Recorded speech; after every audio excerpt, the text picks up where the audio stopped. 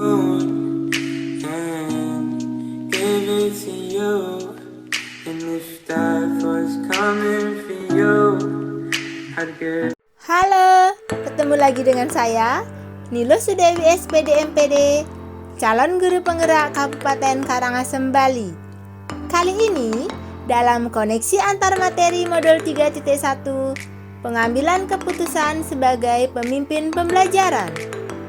Filosofi Pratap Triloka dari Ki Hajar Dewantara hendaknya menjadi dasar kita sebagai pendidik dalam pengambilan keputusan sebagai pemimpin pembelajaran. Melalui sistem AMONG, setiap pamong atau pendidik sebagai pemimpin pembelajaran hendaknya bersikap: yang pertama, ingarso sung tulodo, di depan memberikan keteladanan. Penting bagi pendidik untuk menyadari bahwa kita adalah teladan bagi murid untuk mewujudkan profil pelajar Pancasila. Dalam pengambilan keputusan sebagai pemimpin pembelajaran, hendaknya mengutamakan keteladanan, artinya bernilai kebaikan. Yang kedua, ing madyo mangun karso, di tengah membangun kemauan. Dalam pengambilan keputusan sebagai pemimpin pembelajaran, hendaknya guru sebagai pendidik bisa memberikan semangat kepada murid-muridnya. Yang ketiga, tutwuri handayani, di belakang memberikan dorongan. Dalam pengambilan keputusan sebagai pemimpin pembelajaran, hendaknya seorang guru bisa memberikan dukungan fisik dan moral kepada murid-muridnya. Nilai-nilai yang ada pada diri kita tentu saja berpengaruh pada prinsip-prinsip yang kita ambil dalam pengambilan suatu keputusan. Jika seorang guru sebagai pengambil keputusan mengabaikan nilai kebenaran dan kehilangan idealismenya, maka keputusan yang diambil lebih mengutamakan kepentingan pribadi dan melupakan tanggung jawabnya sebagai guru. Proses pengambilan keputusan membutuhkan keberanian dan kepercayaan diri untuk menghadapi konsekuensi dan implikasi dari keputusan yang kita ambil, karena tidak ada keputusan yang bisa sepenuhnya mengakomodir seluruh kepentingan para pemangku kepentingan. Pendampingan pada sesi coaching sangat membantu kita dalam mengambil keputusan sebagai pemimpin pembelajaran.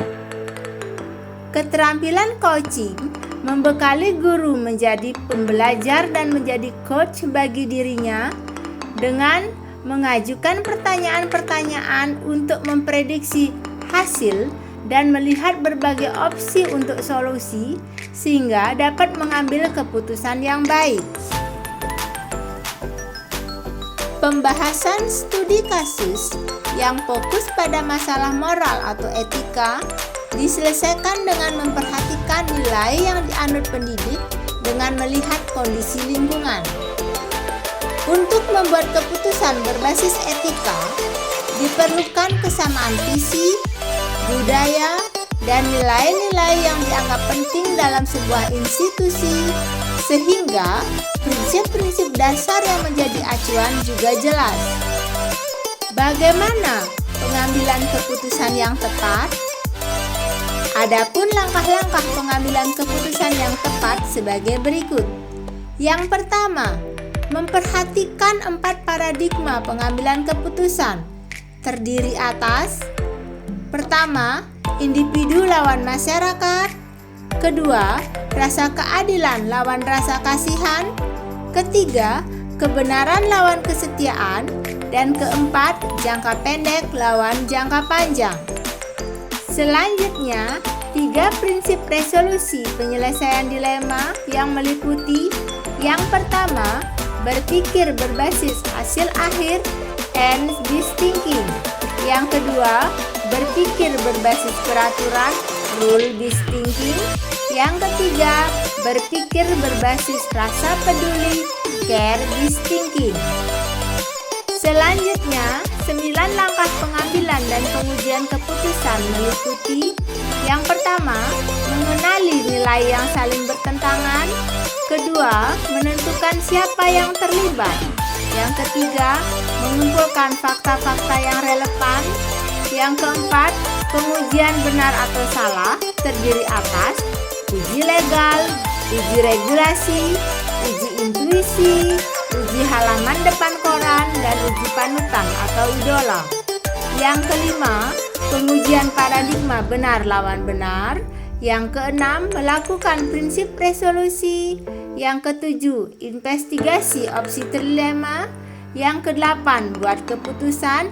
Dan yang kesembilan, lihat lagi keputusan dan refleksikan. Pengambilan keputusan terhadap kasus-kasus dilema etika tentunya tidak mudah.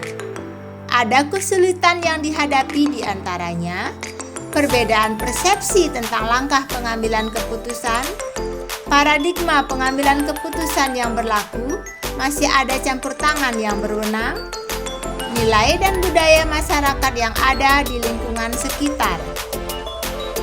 Apa pengaruh pengambilan keputusan terhadap murid Merdeka Belajar?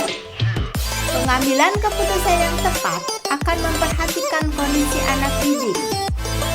Pengambilan keputusan yang tepat berdampak pada lingkungan yang positif, kondusif, dan nyaman. Hal ini berimbas kepada murid Merdeka Belajar sehingga mampu mengembangkan bakat dan potensinya dengan baik. Keputusan yang tepat dari seorang pendidik sebagai pemimpin pembelajaran menghasilkan murid yang merdeka sehingga fokus memperbaiki diri untuk membangun masa depan. Artinya, keputusan pemimpin pembelajaran yang tepat akan mempengaruhi masa depan murid-muridnya. Guru sebagai pemimpin pembelajaran menerapkan filosofi pendidikan Ki Hajar Dewantara sesuai dengan nilai dan visi guru penggerak, yaitu mandiri, reflektif, inovatif, kolaboratif, berpihak pada murid. Hal ini dapat dicapai melalui penerapan pembelajaran berdiferensiasi, pembelajaran sosial emosional, dan teknik coaching.